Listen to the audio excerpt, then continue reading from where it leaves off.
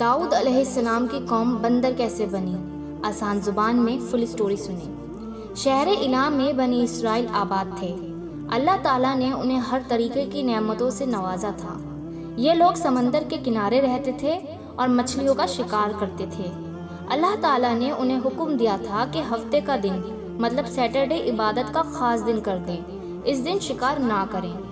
شروع میں تو سب نے ایسا ہی کیا، لیکن پھر ایسا ہوا کہ سیٹرڈے کے دن سمندر میں بے شمار مچھلیاں پائی جاتی تھیں، تو شیطان نے ان میں سے ایک انسان کو بہکایا کہ تم ایک چیز کر سکتے ہو، تمہیں سیٹرڈے کے دن شکار کرنے کو منع کیا گیا ہے نا؟ تم جمعہ کے دن شام میں چھوٹے چھوٹے گڑھے بنا لیا کرو، جس سے سیٹرڈے کے دن آنے والی مچھلیاں ان میں پھنس جائیں گی اور تمہارا کام بھی آسان ہو جائے گا۔ اس طریقے سے ایک گروپ ایسا بن گیا جو اس طریقے کی چال بازی سے شکار کرنے لگے تھے۔ ان میں کچھ لوگ تھے جو اللہ تعالیٰ سے ڈرنے والے تھے، وہ ایسا نہ کرتے تھے، اور کچھ ایسا ہی کرتے رہے تقریباً 40 اور 70 سال تک۔ پھر داؤد علیہ السلام کا زمانہ آیا اور آپ نے سب کو ہدایت کی راہ دکھائی اور سمجھایا کہ جو وہ کر رہے ہیں وہ غلط ہے۔ لیکن ان لوگوں نے داؤد علیہ السلام کی بات کو نہ مانا اور اپنی من مانیاں کرتے رہے اور اپنے رب کے حکم کی نافرمانی کرتے رہے۔ جب وہ قوم باز نہ آئی تو آپ نے لعنت فرمائی، تو اللہ تعالیٰ نے اس قوم کو بندر کی شکل میں تبدیل کر دیا اور وہ بندر بن گئے۔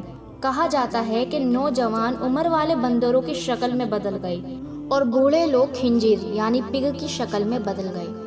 اللہ تعالیٰ نے ان کی سننے دیکھنے کی طاقت باقی رکھی، لیکن بولنے کی طاقت چھین لی۔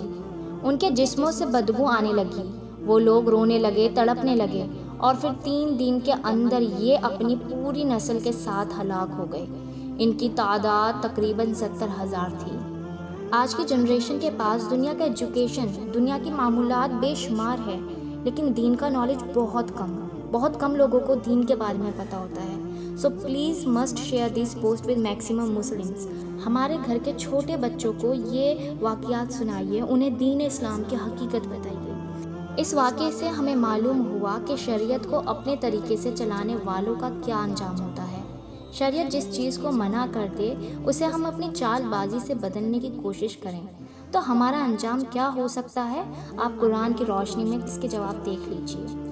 اللہ تعالیٰ ہمیں ہدایت دے، آمین ثم آمین۔ ایسی اور بھی نبی علیہ السلام کے واقعات آسان زبان میں سمجھنے کے لیے پلیز اس چینل کو سبسکرائب کر لیجیے۔